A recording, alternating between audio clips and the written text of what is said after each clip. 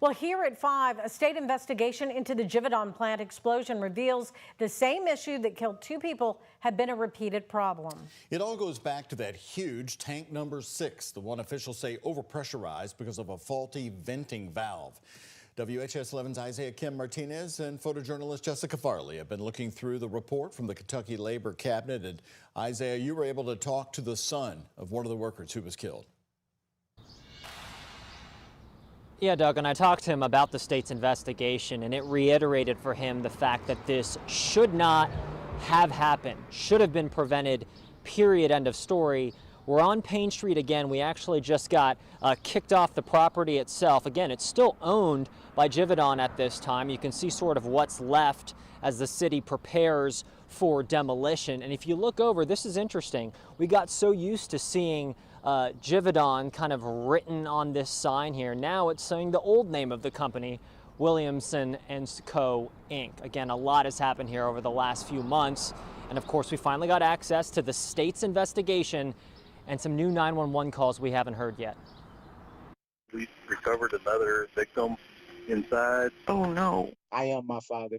You know what I mean? Everything that I do, everything that I maneuver, my mindset. This last Sunday was Kevin Dawson III's first Father's Day without his dad. Kevin Dawson Jr., an Army veteran and one of 2 Givaudan factory workers killed in the explosion from last November. When your company's dealing with something that could potentially explode and set off an explosion the size of a bomb, then that's something you should be aware of. Dawson III, who talked to me from his home in Colorado, felt in his gut from the start this tragedy could have been prevented. Just another example of negligence. And it appears from the Kentucky Labor Cabinet's investigation, there is likely truth to that. I've been warning them about. I've been warning people about this company for years now. Through our open records request to the city and state, we've received the panicked 911 calls from that day. There's glass everywhere. My 4-year-old got covered with it.